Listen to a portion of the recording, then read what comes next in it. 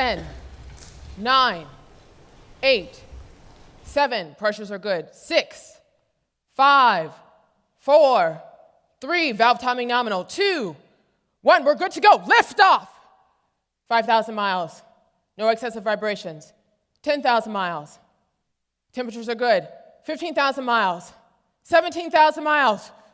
Yes, we are in outer space.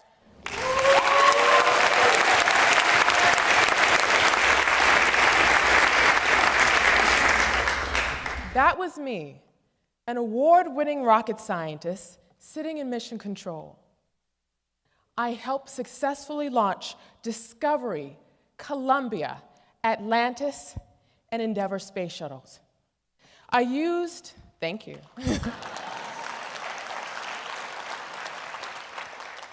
I used mathematics and science to calculate the probability of catastrophic explosion within the space shuttle's flight. In all, I helped launch with a great team of people, 28 space shuttle missions into outer space.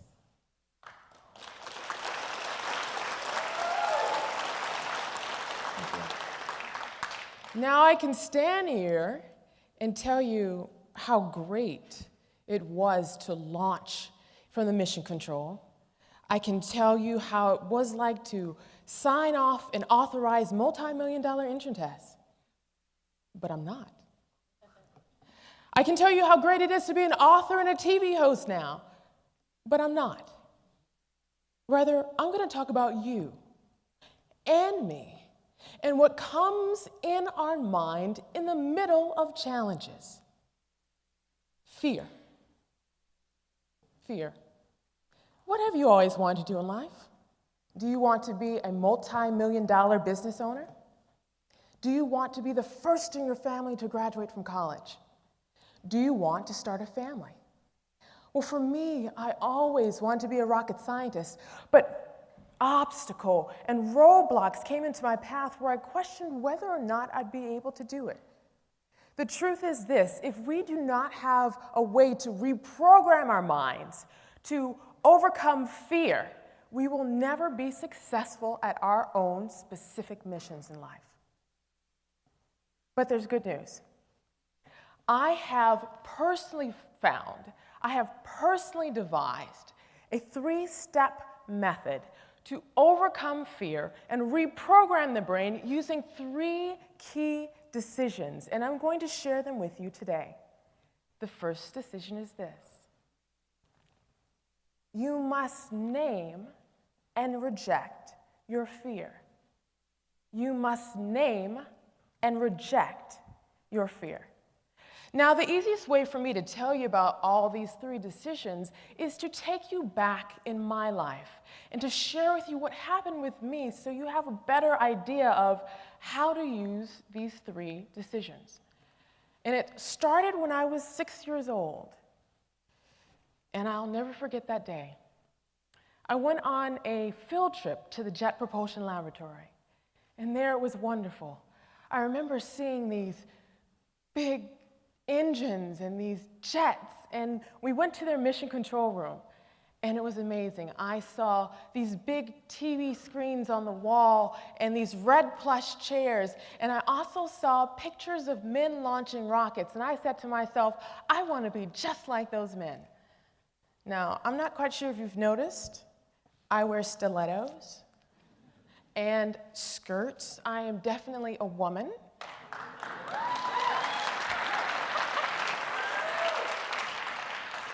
And that didn't stop me. I wanted to be just like these men. But obstacles came into my path. Now here I am, 10 years old, in the middle of a 5th grade class, and right next to me is a boy who's also 10, and he has been recruited into a gang. He and I get into arguments quite regularly because, frankly, I don't know the power of my words at this age. And he wears this ring on his finger that he files down so it acts just like a knife. And so one day in a heated argument, he takes this ring and he socks me right under my eye. Now, being a champion, an Olympian, I stand up to defend myself, and everything goes blank.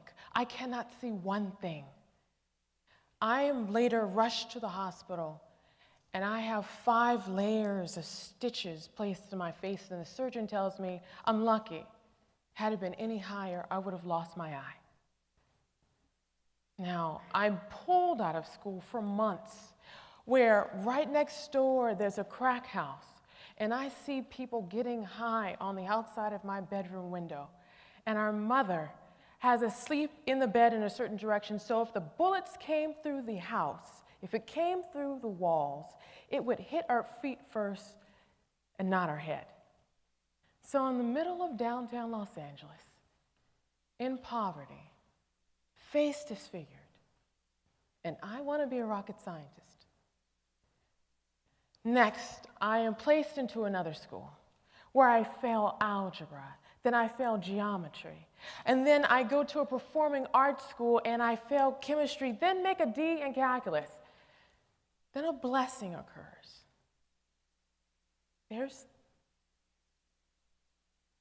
this man, this teacher, and he says that if anybody wants help for their AP calculus exam, he would tutor them for free.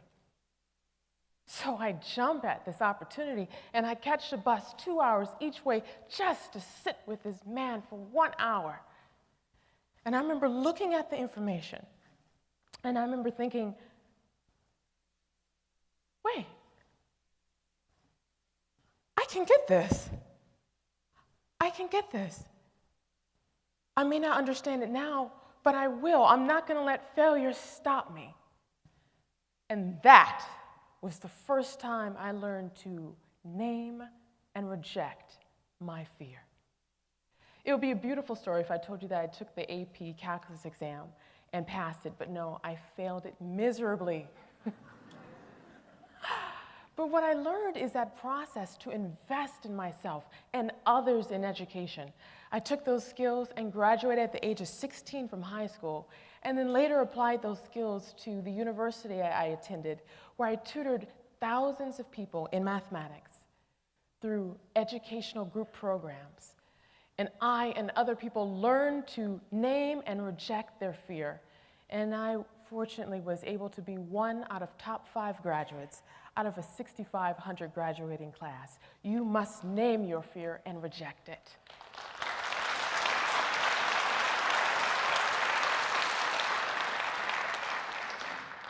The second decision is this. You must reprogram your brain with different thoughts. You must reprogram your brain with different thoughts. You know how you have a computer and it may be infected with a virus, and you have to take the virus off the computer and reboot it so it operates correctly? Well, our brains are the exact same way. What we have to do is take the virus out, what's called fear. And I learned this my first couple of months working as a rocket scientist. Now, I'm going to share a secret with you. When I first started in rocket science, I was completely intimidated. I remember going inside this room, and there was around 200 people in this room. And I remember looking around, and I was the only woman. And then I remember looking around again, and everyone was at least 20 years older than I was. And I was hearing all these words I didn't know. Beads of sweat would come down my forehead as I was hearing SSME, ITAR, RP1, ISP. I didn't know what any of this was, and that fear started coming into my brain again. And I didn't know whether or not I'd be able to make a significant difference. Then, a couple of weeks later, I had my second epiphany. I remember going into this room, and then I realized, wait, I'm educated, and I work hard at everything I do. I may not be able to make a significant difference now, but I will. So that's what I did. I literally told myself, I'm going to make a big difference here. And I found mentors to show me what SSME meant, which was the Space Shuttle main engine. The Space Shuttle main engine was huge.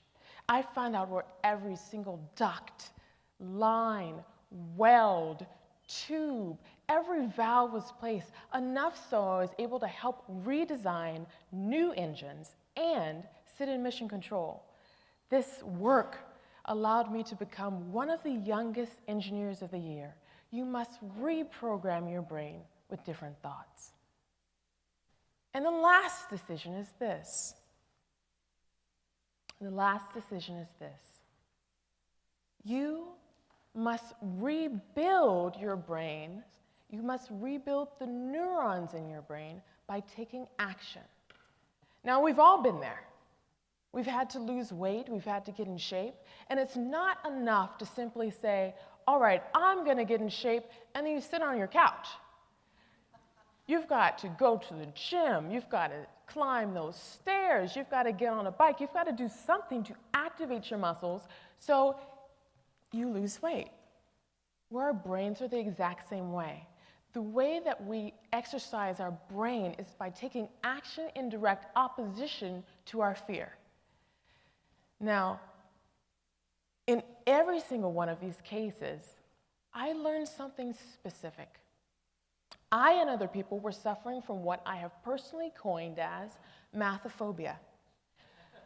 Mathaphobia is a severe fear that happens in the reptilian part of the brain that shuts off the frontal brain lobes, rendering someone completely paralyzed when it comes to problem solving. Anytime someone has fear, the problem solving is completely turned off. But when we take action in direct opposition from our fear, something amazing happens. Neuron transmitters are created and built within our brain, turning off fear, creating pathways to fire off our frontal brain lobes. And when our frontal brain lobes fire off, we're able to do great things. And I recognized this after I left rocket science.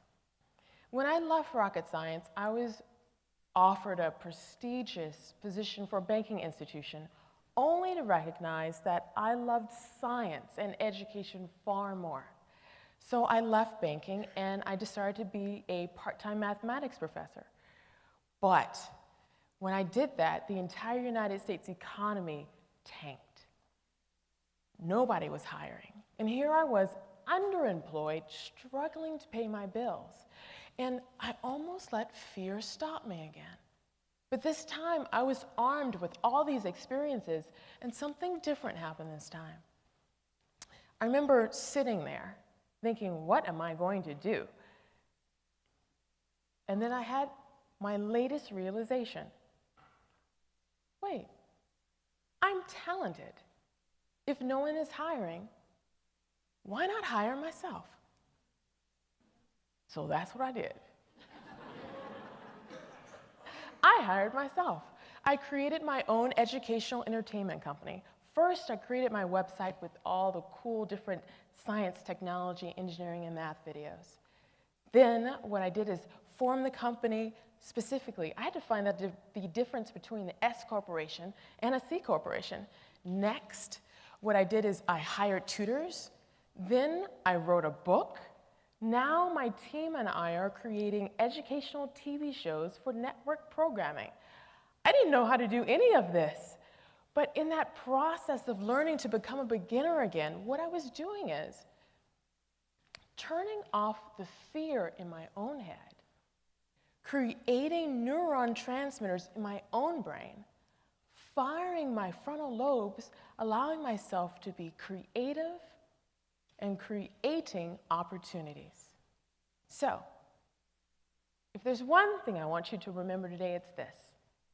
You can reprogram your brain to override fear if you name and reject your fear. Reprogram your brain with different thoughts and take action in direct opposition to your fear. If you do all these three things, guess what? You can do anything you set your mind to, even become a rocket scientist.